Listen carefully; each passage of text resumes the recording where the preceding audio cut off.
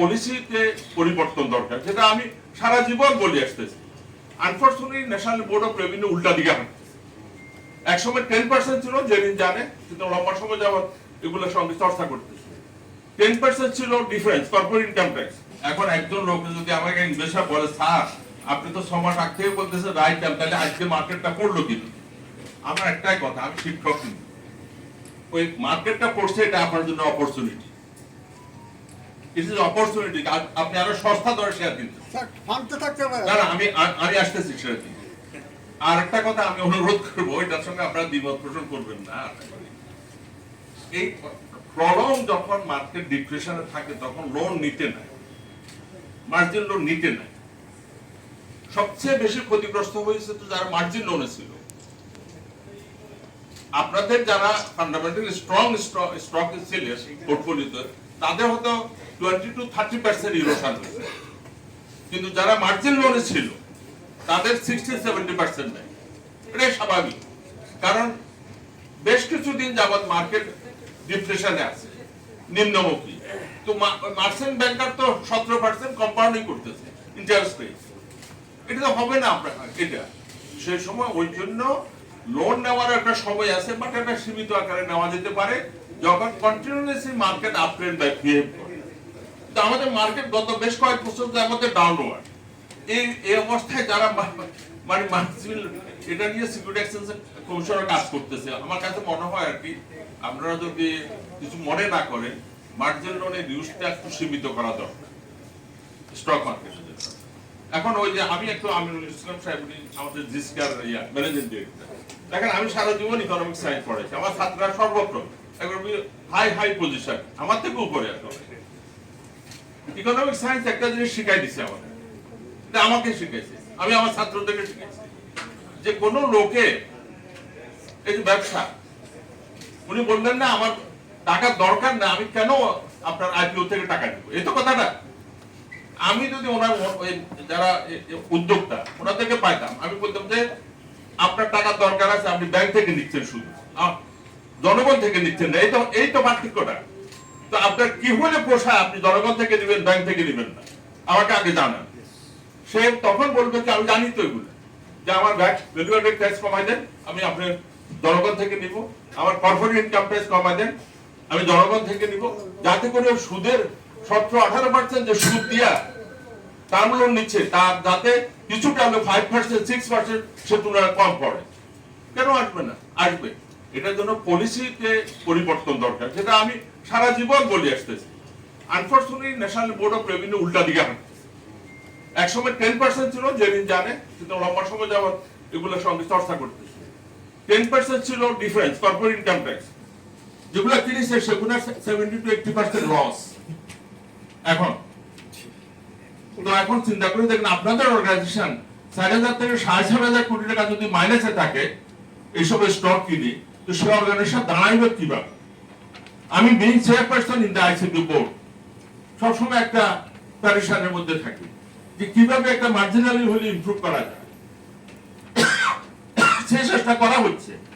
আর শেষ কথা, অনুরোধটা জানাবো, আপনার পটেনশিয়াল যে সমস্ত কোম্পানি, ওই সরকারকে উদ্যোগ নিতে হবে, পলিসি চেঞ্জ করতে হবে, কিছু সুবিধা দিতে হবে, যারা আইপিও তে আসে তারা আসবে, অন্যদেরকে ফার্স্ট করতে হবে, তাদেরকেও বলতে হবে আপনারা কি চান, সুবিধাটা কি চান।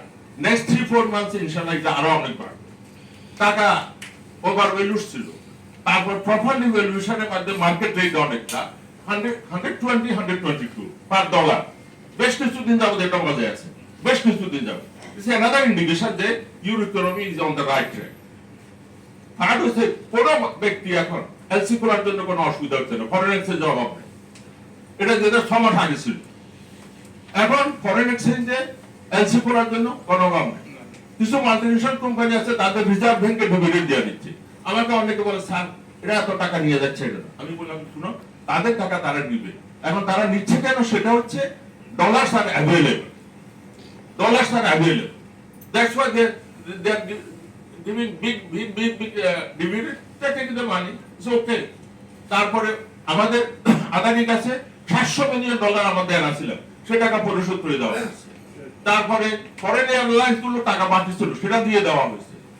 ফরওয়ার্ডিং এ ফুয়েল কিনছে, সে বাকি ছিল সে টাকা দিয়ে দেওয়া হয়েছে। সাবরন যেটা গ্যাস 65% টোটাল গ্যাসের সাপ্লাই দিচ্ছে একক কোম্পানি সাবরন, সেটা টাকা দিয়ে দেওয়া হয়েছে। তারপরেও আমাদের এখন $25 বিলিয়ন ফরেস্টের রিজার্ভ আছে, এক্সপোর্ট বাড়তেছে, এক্সপোর্ট বাড়তেছে।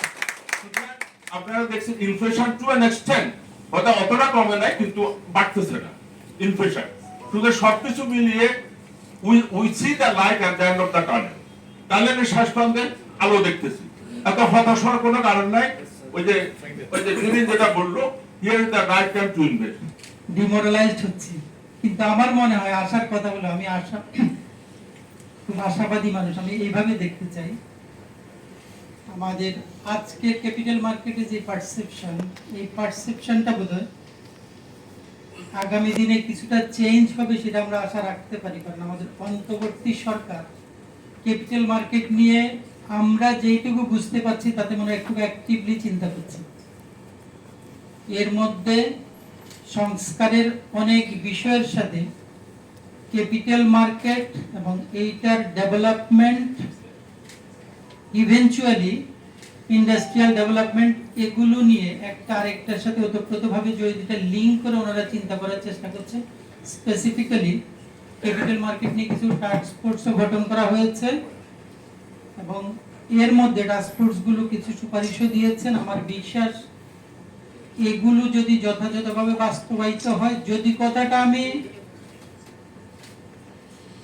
ওইভাবে রাখতে চাই না, কারণ এইবারও যদি বাস্তবায়িত না হয় তাহলে হবে কবে? আমরা আশা করছি এইবার এটা বাস্তবায়িত হবে এবং বাস্তবায়িত হলে আমাদের বিনিয়োগকারী হিসেবে আমাদের যে দুঃখ, সার্ভিস প্রোভাইডার হিসেবে আমাদের যে দুঃখ, ইন্ডাস্ট্রিয়ালাইজেশনে পিছিয়ে পড়ার থাকার আমাদের যে দুঃখ, আশা করি অনেক কিছুই থেকে আমরা মুক্তি পাবো। ছোট ছোট ইনভেস্টমেন্ট মাসে মাসে রাখবেন, সেটা থেকে এটা ক্যাপিটাল মার্কেটে ইনভেস্ট করা হবে, জাস্ট পুলের মতো হবে সেখান থেকে।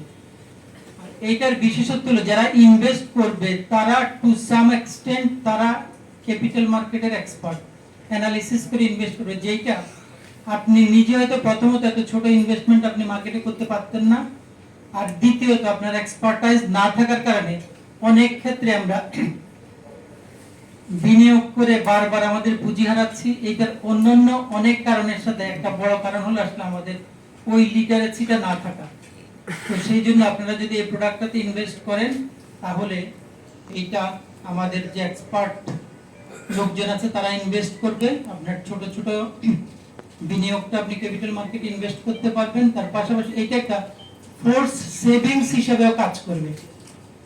আর আজকে ক্যাপিটাল মার্কেটের যে অবস্থা, আমার মনে হয় আর নিচে নামার, অন্তত অ্যাপারেন্টলি আর নিচে নামবে না, সুতরাং আমার ক্যাপিটাল ইরোশন হবে না, সেটা আমরা আশা রাখতে পারি।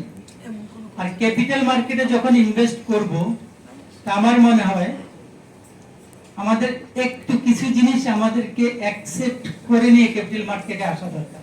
সেটা কি? প্রথমত আমাদের মধ্যে একটু ধৈর্য থাকতে হবে।